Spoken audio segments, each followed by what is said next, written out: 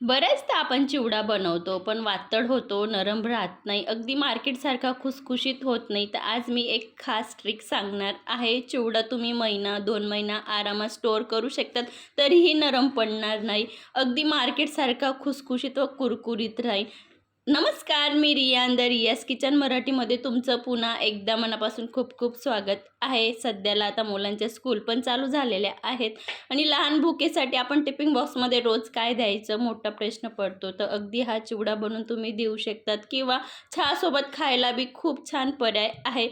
चला मग आपण रेसिपीला सुरुवात करूया. इथं मी अर्धा किलोच्या प्रमाणामध्ये आज चिवडा बनवणार आहे. त्यासाठी अर्धा किलो मुरमुरे घेतलेले चाळून आणि त्यांना हलकं शेकून घेतलेलं आहे. सर्वप्रथम खास ट्रिक ही आहे की आपण चिवडा बनवताना लोक डायरेक्ट मुरमुरे डायरेक्ट बनवायला घेतात चिवड्यामध्ये, पण सुरुवातीला चाळून आणि शेकून घेतले तर चिवडा अगदी नरम वगैरे होत नाही. आता मी चिवडा बनवण्यासाठी सुरुवातीला पहिले मसाला बनवून घेतलेला आहे. 2 चमचा बडीशोप, 2 चमचा जिरे, 2 चमचा धणे मिक्सरला फिरवून घेतलेलं आहे. स्क्रीनवरती तुम्ही साहित्य बघितलंच असेल. आता त्यातलं आपण लसूण आबडधोबड आपल्याला ठेचून घ्यायचं आहे. लसूणला मी पूर्ण साल काढलेले नव्हते, अगदी अर्धे साल काढलेले होते. लसूण छान पद्धतीने ठेचून झालेला आहे. दुसरीकडे गॅसवरती तेल ठेवलेलं आहे. मी इथं जवळपास 1 वाटी तेल आहे पूर्ण टोटल चिवडा बनवण्यासाठी. तर त्यासाठी मी इथं 1 वाटी शेंगदाणे घेतलेले आहेत. ग्रॅममध्ये बघायला गेले तर हे 250 ग्रॅम शेंगदाणे आहेत. आता आपल्याला छान क्रिस्पी होतात तोपर्यंत तळून घ्यायचे. खास करून चिवडा बनवताना साहित्य छान पद्धतीने अगदी लो टू मिडियम फ्लेमला तळून घ्यायचे. काय होतं, साहित्य व्यवस्थित तळलं गेलं नाही की चिवड्यामध्ये अगदी ओलसरपणा येतो साहित्यामुळे आणि चिवडा लवकर वातड होतो आणि खराब पण होण्याची शक्यता असते. त्यासाठी गॅसची फ्लेम लो टू मिडियमच ठेवायची साहित्य तळताना. इथं मी अर्धी वाटी खोबऱ्याचे काप घेतलेले आहेत. बघायला गेलं तर ही 1.5 वाटी खोबरं होतं. ते पण छान पद्धतीने मी लो टू मिडियम फ्लेमला अगदी कलर चेंज होतो तोपर्यंत तळून घेतलेलं आहे. 1 वाटी इथं मी मक्की पोहे घेते. मक्की पोहे पण छान पद्धतीने तळून घेतलेलं आहे. 10 ते 12 मिरच्या घेतलेल्या आहेत. हे अगदी बारीक मिरची म्हणजे जी लवकर खराब वगैरे होत नाही, तिला खूप कुरकुरीत होतं तोपर्यंत मी तळून घेतलेलं आहे. मिरची मी मोठ्या आकारात कट केलेली आहे. याच्याने काय होतं की ज्याला खायची असते तो खाऊ शकतो आणि ज्याला साईडला काढून ठेवायची म्हणजे निवडवायला खूप इझी पडतं. त्यासाठी इथं मी मोठ्या आकाराची मिरचीचा वापर केलेला आहे. मिरची पण छान तळून झालेली आहे. आता लसूणला पण तळून घ्यायचं आहे. मी सुरुवातीलाच सांगितलेलं आहे, मी 1 वाटी तेलाचा वापर केलेला आहे. सुरुवातीपासून तर शेवटपर्यंत मी याच तेलामध्ये चिवडा बनवणार आहे. इथं मी 1 वाटी कढीपत्ता घेतला आहे. लहान वाटीने बघायला गेलं तर 25 ते 30 पानं आहेत एक कढीपत्त्याचे. आता आपल्याला कढीपत्त्याला पण छान तळून घ्यायचं आहे. कढीपत्त्याला तळायला फारसा टाईम वगैरे लागत नाही. अगदी मिनिटभरात तेलामध्ये कुरकुरीत होतो. कढीपत्ता तळून झालेला आहे. आपण जो सुरुवातीला मसाला बनवला होता चिवड्यासाठी, जे पावडर बनवलं होतं ते ॲड करून घेऊया. इथे मी 5 ते 6 टेबलस्पून लाल तिखट वापर करते, चवीनुसार नमक.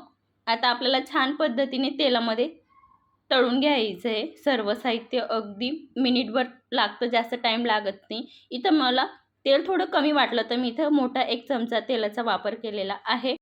तिखट छानपणे परतायला लागलेलं आहे म्हणजे अगदी तेलामध्ये. आता आपण हळद ॲड करून घेऊया. हळद शेवटीच ॲड करायची, नाहीतर करपते, कलर वगैरे व्यवस्थित येत नाही. आता सर्व साहित्य आपल्याला मुरमुऱ्यांमध्ये ओतून घ्यायचं आहे. बघू शकता त्या पद्धतीने अगदी गरम गरमच ओतायचं आहे.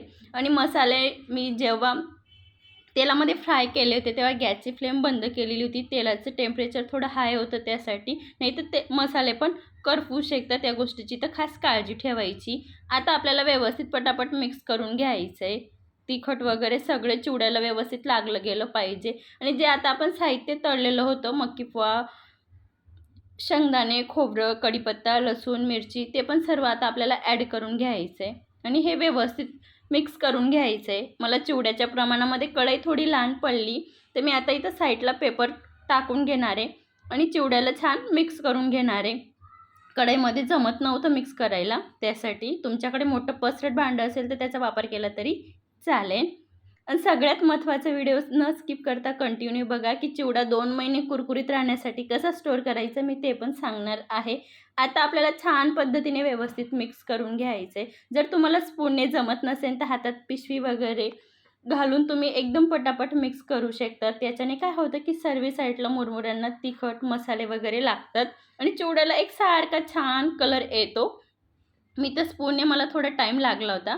मी स्पूनने मिक्स करून घेतलेलं आहे. आता याच्यामध्ये मी फरसाण ॲड करते. अगदी ऑप्शनल आहे. याच्या जागेवर तुम्ही घरी गाठिया किंवा शेव, पापडी वगैरे ॲड करू शकतात. पण मला चिवड्याची क्वांटिटी वाढवायची होती. त्यासाठी इथे मी गोड आणि तिखट दोघं फरसाणचा वापर केलेला आहे. अगदी हे ऑप्शनल आहे. तुम्ही स्किप केलं तरी चालेल. याच्या जागेवर तुम्ही घरी शेव देखील पाडून ॲड करू शकतात किंवा मिक्स चिवडा मार्केटमध्ये भेटतो तो देखील ॲड करू शकतात. याच्याने काय होतं की मुलांना गोड, तिखट सर्व फ्लेवर येतो. त्यासाठी इथे मी दोघं चिवड्यांचा वापर केलेला आहे. परत आता आपण व्यवस्थित मिक्स करून घेऊया. मी सुरुवातीलाच बोलली होती की मी अर्धा किलो मुरमुरे घेतलेले आहेत. तर टोटल हा पूर्ण साहित्य बघून गेलं तर 1 किलो चिवडा होतो आणि अगदी तुम्ही 2-3 महिने आरामात स्टोअर करू शकता. तेवढ्या क्वांटिटीमध्ये बनतो आणि जराही नरम वगैरे होत नाही. आणि मी जे चिवडा बनवण्यासाठी साहित्य सांगितलं होतं ते अचूक प्रमाण आहे. जर तुम्ही पहिल्यांदा बनवत असाल तर खूप परफेक्ट बनेल.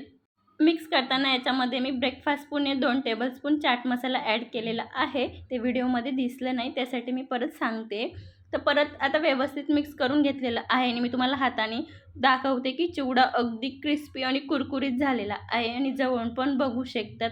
आपल्याला आता एक पॉलिथिन घ्यायची. मार्केटमध्ये अशा प्रकारच्या पिशव्या फार भेटतात. अगदी तुम्हाला हवं तेवढं तुम्ही याच्यात स्टोअर करू शकतात. महिने 2 महिने याच्यामध्ये चिवडा स्टोअर केला तर जराही नरम वगैरे पडत नाही. अगदी क्रिस्पी आणि कुरकुरीत राहतो. बघू शकतात मार्केटपेक्षा छान इथं आपला चिवडा बनून तयार झालेला आहे. आजची रेसिपी जराही आवडली असेल तर प्लीज चॅनलला सबस्क्राईब करा. पुन्हा भेटूया तोपर्यंत धन्यवाद.